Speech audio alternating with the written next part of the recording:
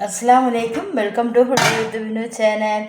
Hi friends, எல்லோரும் எப்படி இருக்கீங்க? நல்லா இருப்பீங்கன்னு நினைக்கிறேன்.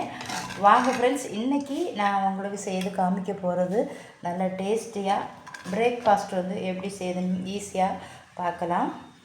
இது எல்லாருக்குமே ரொம்ப பிடிக்கும்.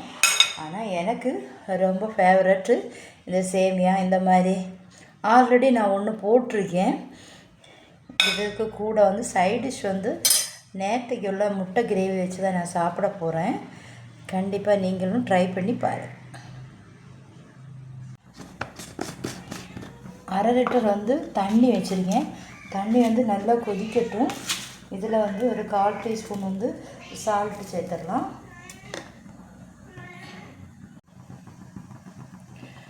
தண்ணி நல்லா கொதிச்சிடுச்சு.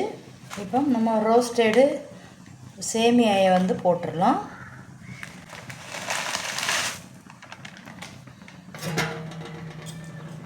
அது 5 நிமிஷம் கழிஞ்சதுக்கப்புறம் நம்ம எடுக்கலாம். ஒட்டாமல் இருக்கிறது நல்லா மிக்ஸ் பண்ணி விடணும்.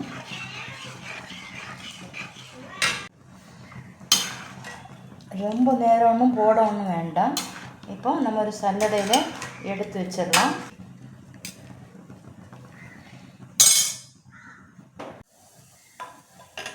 இப்போ அதே கடாய் வச்சுருக்கேன், நல்லா ஹீட் ஆகட்டும்.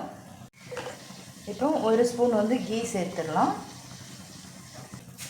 1 ஸ்பூன் கோகோனட் ஆயில் சேர்த்துடலாம். ஒரு 1/2 ஸ்பூன் உளுந்தம்பருப்பு இதில் சேர்த்துடலாம். நல்ல மணக்கும், அதுக்காக தான். இப்போ 2 காஞ்ச மிளகாய் சேர்த்துடலாம். பொரிஞ்சதுக்கப்புறம்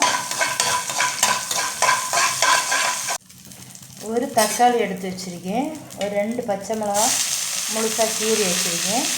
ஒரு வெங்காயம் இதில் சேர்த்துடலாம். சேர்த்துட்டு நல்லா வதக்கி விடுங்க.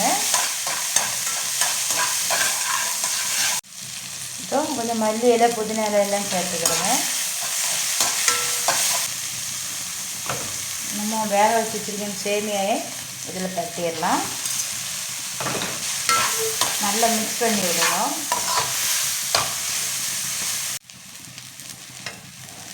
இதுக்கு தேவையான சால்ட்டையும் சேர்த்துருங்க. இஞ்சி பூண்டு இடித்து வச்சுருந்தேன், மறந்துட்டேன், அதை இதில் போட்டுடலாம். இப்போ தேங்காய் பூ திருவி வச்சுருக்கேன், அதையும் இதில் போடலாம். போட்டுட்டு நல்லா மிக்ஸ் பண்ணி விடணும்.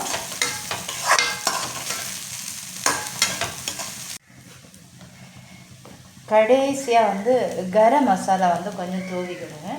அப்போ இன்னும் மணமாட்டும் சுவையாட்டும் டேஸ்ட்டாக இருக்கும். சாப்பிடும்போது நல்ல மணமாக இருக்கும் சாப்பிடும்போது. சரி, கிளறி விட்டாச்சு. நம்ம மூடி வச்சுக்கிறோம். ஸ்டவ் ஆஃப் பண்ணி விடலாம். இனி பரிமாற வேண்டியது தான். நீங்களும் உங்கள் வீட்டில் கண்டிப்பாக ட்ரை பண்ணி பாருங்கள்.